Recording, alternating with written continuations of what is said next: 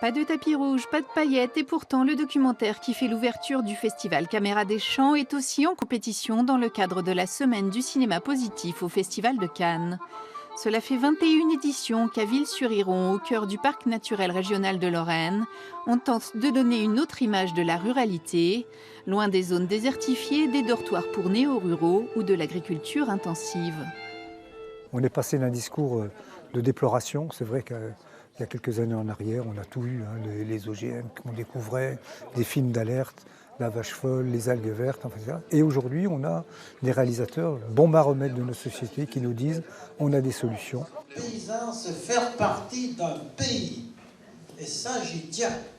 16 documentaires en compétition en journée et des films projetés avec des débats en soirée. Pour le premier soir, le thème est « Quel village pour demain ?» Pierre Linossier, paysan retraité de 86 ans, fait un tour de France pour parler du documentaire dont il est un des protagonistes.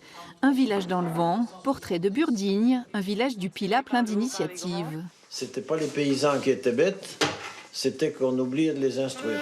Toute notre vie, on a milité, je dirais, pour la ruralité, en gros, quoi. C'est quand même pour ça, quoi. Parce que les grandes villes, enfin, au moins moi, m'ont toujours fait peur. Si on me perd, c'est pas là qu'on me trouvera. Et je m'aperçois que j'ai plein de copains, enfin, de copines en France qui ont les mêmes idées que nous. À Signy-l'Abbaye, dans les Ardennes, les habitants se sont regroupés pour créer une coopérative villageoise photovoltaïque. Et ça change aussi l'image de la campagne. Ce ne sont pas que des greniers qui fournissent du blé, qui fournissent l'eau, mais qui fournissent également l'énergie. Et de plus en plus, on le voit avec les éoliennes, on le voit avec les panneaux photovoltaïques qui commencent à se développer de plus en plus. Et je pense que bien, le milieu urbain, de plus en plus, se tournera vers le milieu rural et aura besoin davantage du milieu rural. Palmarès du festival dimanche à 18 h, mais Ville-sur-Iron ne fait pas que regarder le monde vivre.